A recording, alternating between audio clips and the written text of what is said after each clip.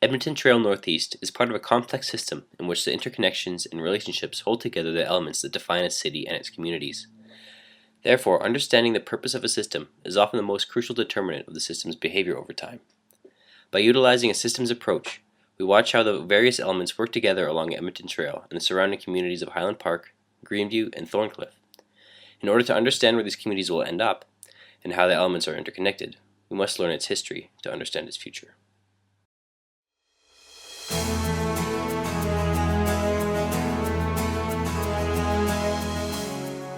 Edmonton Trail was originally built by the Northwest Mounted Police in 1875 as a wagon trail.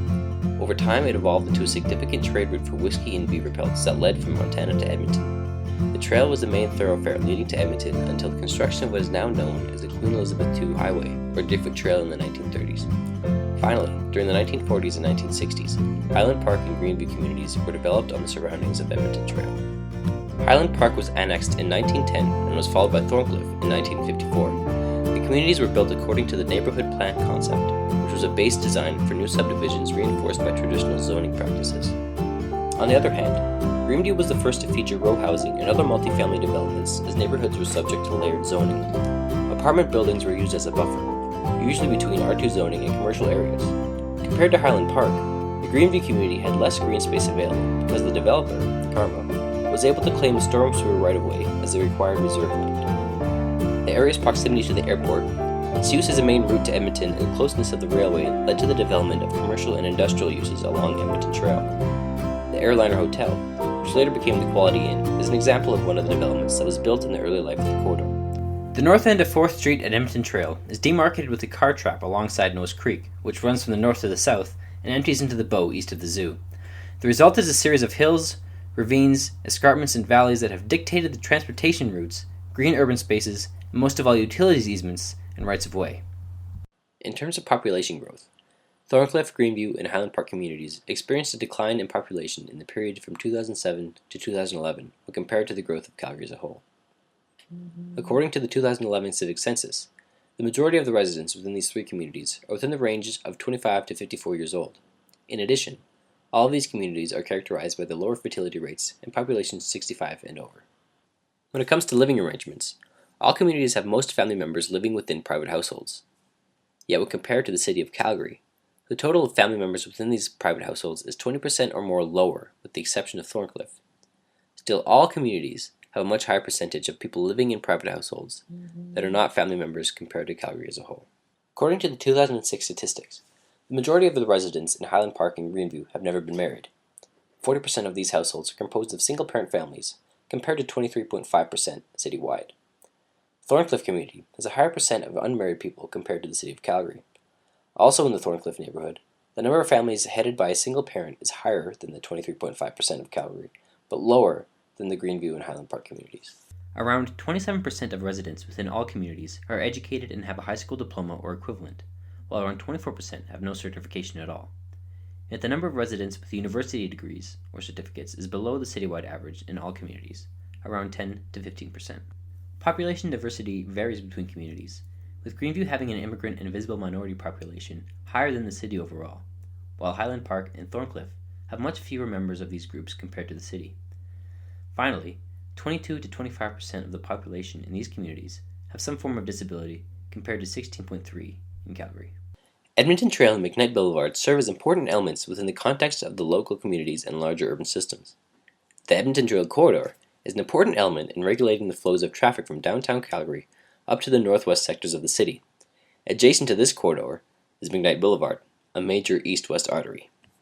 In 1977, the present Calgary Drop-In and Rehab Center Society was founded. Since its inception, the DI has continued to grow to meet the rising demand for emergency shelter and food within Calgary's homeless and low-income population. On June 13, 2012, the Calgary Drop-In and Rehab Center purchased the Quality Inn building located along Edmonton Trail. Low-income earners, working Calgarians, as well as people on pensions, can apply to stay in the building. However, residents must be able to function at a high level of independence, and illegal activities will be met with immediate eviction. In the community of Thorncliffe, more than 50% of the housing stock are single detached dwellings, which is a common trend throughout the city. Row houses are the second most common housing type at 21%, with a small number of apartments and semi-detached houses. The community of Greenview, on the other hand, is characterized by apartment buildings that consist of 46% of the housing stock. Similarly, Thorncliffe townhouses are the second most common type of dwelling, but single-family households are not as prominent at only 18%. The community of Highland Park also has a high percentage of single-family dwellings that dominate the housing market. Yet this neighborhood displays an even distribution of apartments and converted structures. When it comes to transportation, all three neighborhoods are characterized by the high use of automobiles as the main mode. The automobile dependency dominates, with transit as a secondary mode in all three communities. Yet the amount of residents taking transit is substantially lower. The transportation system interconnecting the communities can be understood through the 1963 General Plan, which discouraged commercial activity along main streets, which were designed to enable the free flow of traffic. There is a Calgary Transit bus depot located east of Highland Park on 32nd Avenue. At various times of the day, Edmonton Trail heading northbound is full of city buses turning west onto McKnight Boulevard. This is likely due to a shift change during those times and the proximity to the city bus depot. The area around 32nd Avenue is similar to the area around McKnight Boulevard. It is characterized by industrial and commercial developments that are oriented towards automobiles rather than pedestrians. For the Greenview community, one of their main concerns relates to the Calgary Drop-In Center's plan to turn the old Quality Inn into low-cost social housing units. The plan has been delayed because of the continued concern by area residents about the impact the complex would have on property values, the types of clients it would attract, and the lack of public consultation. For the Highland Park community, the main concern is related to the redevelopment of the Highland Golf Course.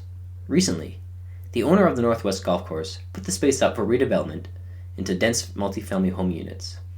These range from townhouses to some 4-story condo buildings, and possibly taller structures along the Center Street corridor that may host an LRT line. The redevelopment fits perfectly with the city's mantra of redeveloping existing areas instead of continuing outward sprawl. However, the community is concerned with wanting to maintain a significant green corridor, as there's already very little public green space available in the community. Furthermore, Highland Park has evolved into a lower income neighborhood of predominantly renters, who tend not to be engaged in redevelopment plans. The proposed North Central LRT system is also a long-term concern for the communities that live around Edmonton Trail.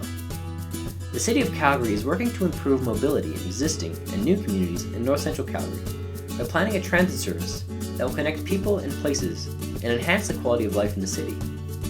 The future North Central LRT will help complete and tie into Calgary's existing LRT system, traveling between the city centre and future communities north of Stoney Trail, providing service to existing communities along the way.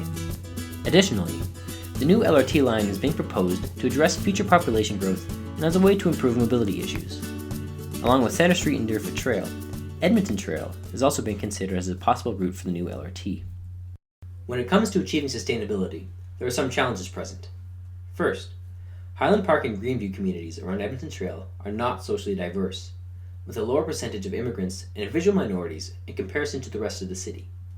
Furthermore, Highland Park and Thorncliffe offer little housing choice, as the majority of dwellings consist of single-family households. This may pose a problem for providing affordable housing for lower-income residents. As well, the industrial sector along Edmonton Trail and a lack of attractive public areas discourages people from walking, biking, or socializing. Even though there are some commercial stores located near the trail, these are designed to be accessed by automobiles and are spread out and isolated. This issue can be observed at the intersection between Edmonton Trail and McKnight Boulevard. The street is unwelcoming to pedestrians, cyclists, and transit users, and this makes the car a necessity for many residents. Despite the presence of sidewalks and trails, the industrial zones do not provide a pleasant environment due to inadequate lighting and removal from public view. Therefore, the auto-oriented development, nearby industrial zoning, and lack of public gathering spaces and street furniture discourage the formation of a sustainable street system. When it comes to environmental issues, it could be argued the land surrounding the corridor is underutilized. Much of it is used mostly as parking lots, impervious surfaces, and wide roadways that give precedence to automobiles. Avenues for various modes of travel, from bike paths to footpaths, can create the potential for users to reach all parts of the communities without using conventional streets at all. Such a secondary system can considerably reduce auto dependence and provide resilient connective infrastructure that is capable of accommodating movement in future decades. As Donella Meadows said, "A system is an interconnected set of elements that is coherently organized in a way that achieves something. All systems consist of elements, interconnections, and have a function or a purpose. The Edmonton Trail Corridor functions as an element in the broader scale of the city system. On a local scale, Edmonton Trail functions as its own system, with its own set of elements, interconnections, and functions.